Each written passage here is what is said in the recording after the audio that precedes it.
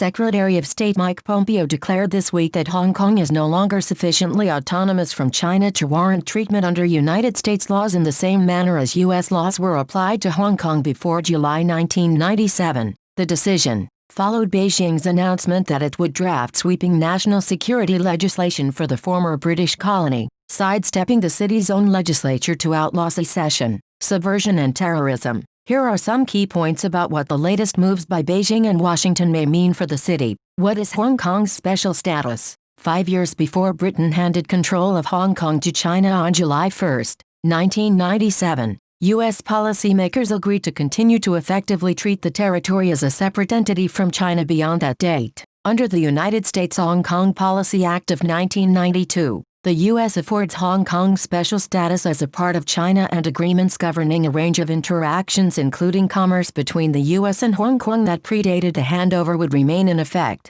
From the U.S. perspective, perhaps the biggest way in which Hong Kong is treated as separate from China has been in trade and economics. The U.S. recognizes Hong Kong as a unique customs territory, which means it has been largely spared the upheaval of the U.S.-China trade war. Hong Kong is one of the United States' biggest export markets, and it has a zero tariff rate on U.S. imports. Hong Kong is also a key global financial center, a status it earned through decades of an open economy and rule of law. It's been a critical conduit for investment flows into and out of China. What may change? The United States government has not revoked Hong Kong's special status yet. Under a 2019 amendment to the U.S. Hong Kong Policy Act, the Secretary of State is required to report to Congress at least once a year on the status of Hong Kong. Pompeo's decertification of Hong Kong as sufficiently autonomous from Beijing opens the door to concrete action by the administration, including possible sanctions. According to U.S. law, Hong Kong's special treatment since July 1997 has always been contingent on China abiding by its promise to let the territory remain largely autonomous.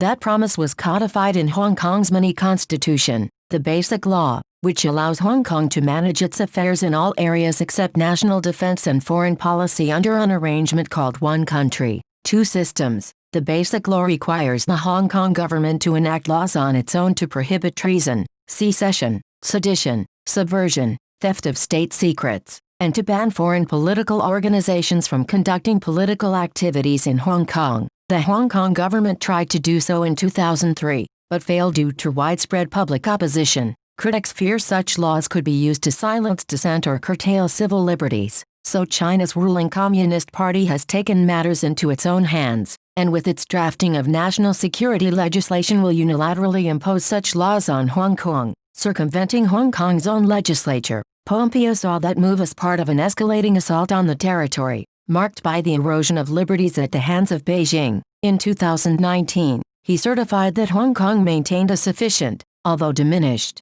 degree of autonomy. China's actions since then, including this week's, pushed it over the line, he said. What are the implications? Assistant Secretary of State for East Asian and Pacific Affairs David Stilwell said on Wednesday the U.S. would try to thread the needle when it comes to action. We're going to do this in a smart way, in a way that takes care of the things and the people we care about, while at the same time letting Beijing know that what they're doing contravenes what they agreed to do back in 1997, he told reporters. That may be a challenge. Hong Kong has long been a regional hub for American businesses drawn by Hong Kong's free market traditions, the rule of law and civil liberties. Close to 1,400 U.S. firms have operations there, according to the U.S. consulate. Bilateral trade was nearly $67 billion in 2018, according to the United States Trade Representative, and the stock of U.S. foreign direct investment totaled more than $82 billion in 2017. Nearly every major U.S. financial firm maintained a presence in Hong Kong,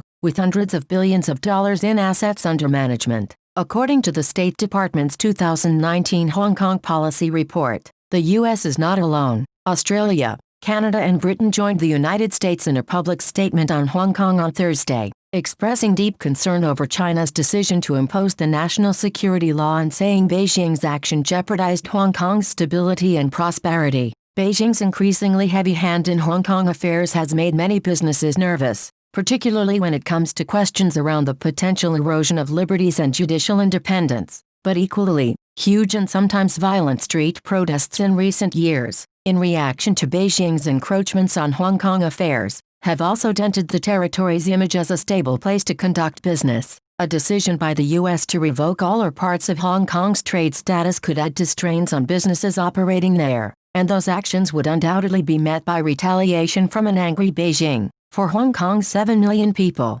it's a more complicated story. Some activists have welcomed Pompeo's remarks, and see foreign help as the only way now to push back against Beijing. Others, in line with the thinking of the Chinese government, feel the U.S. has no say in what they consider an internal affair. Either way, their hometown appears to be in for some monumental changes.